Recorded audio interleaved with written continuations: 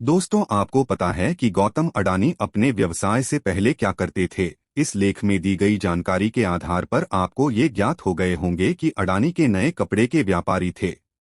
लेकिन आपको बता दें कि अपने साझा व्यवसाय को संभालने की जगह खुद का काम किया।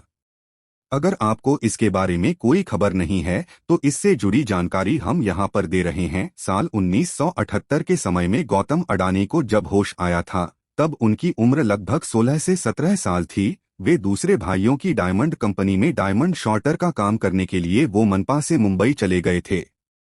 यहाँ काम करते हुए उन्होंने कारोबार के गुर सीखे और इसके कुछ साल बाद झवेरी बाजार में खुद का डायमंड वर्क्स फर्म शुरू की। हीरा लक्ष्य की स्थापना के बाद वर्ष 1981 में गौतम के बड़े भाई मनसुख भाई अडानी ने उन्हें वापस गुजरात लिया। यहाँ पर उन्होंने प्लास्टिक की सट्टेबाजी की और गौतम को हट को कहा, और गौतम ने अपने बड़े भाई की प्लास्टिक फैक्ट्री में काम करना शुरू किया।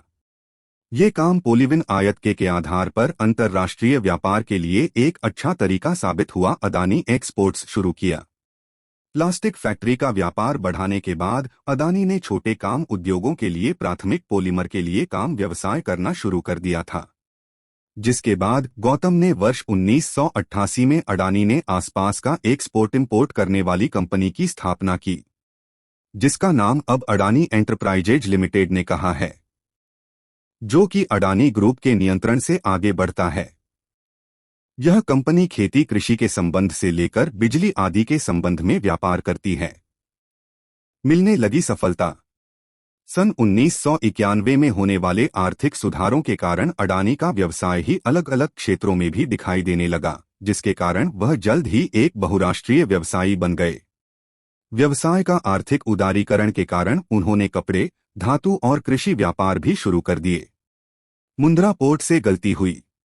वर्ष 1993 में गुजरात सरकार ने घोषणा की थी कि मुंद्रा पोर्ट चलाने के लिए सरकार किसी निजी कंपनी को काम पर रखेगी और 1995 में गौतम अडानी को यह प्राप्त हुआ। वर्तमान समय में अडानी कंपनी भारत का सबसे बड़ा प्राइवेट मल्टी पोर्ट लाइसेंस है।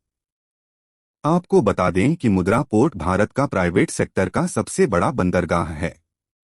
इनमें से प्रत्येक वर्ष लगभग 210 टन मिलियन तक कार्गो का संचालन किया जाता है। अडानी पावर की हुई शुरुआत। साल 1996 में अडानी ग्रुप ने बिजली व्यवसाय के गठबंधन के रूप में अडानी पावर लिमिटेड की शुरुआत की। अडानी पावर के पास कुल 4620 मेगावाट की क्षमता वाले थर्मल पावर प्लांट है, जो कि भारत का सबसे बड़ा निजी ताप विद्युत उत्पादक बनाता है। अबाउट पॉइंट पोर्ट किया गया। इसके बाद 2006 में गौतम अडानी ने पावरफुल मेकिंग का काम शुरू किया।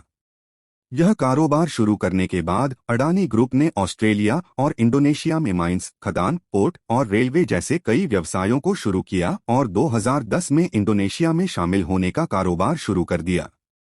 और 2011 में अडानी ने ऑस्ट्रेलिया के अबाउट पॉइंट कोल टर्मिनल को $2.72 में खरीदा।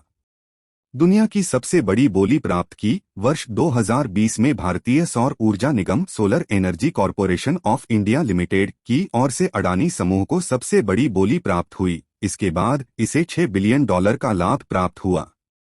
वर्ष 1991 के समय भूमंडलीकरण के समय गौतम अडानी ने टेक्सटाइल, धातुओं और दर्जों का कारोबार अंतर्राष्ट्रीय लेवल पर करना शुरू कर दिया और फिर मुंद्रा पोर्ट का कारण भी अडानी को प्राप्त हुआ, जो कि आज सफलता की स्थिति पर पहुंच गया है।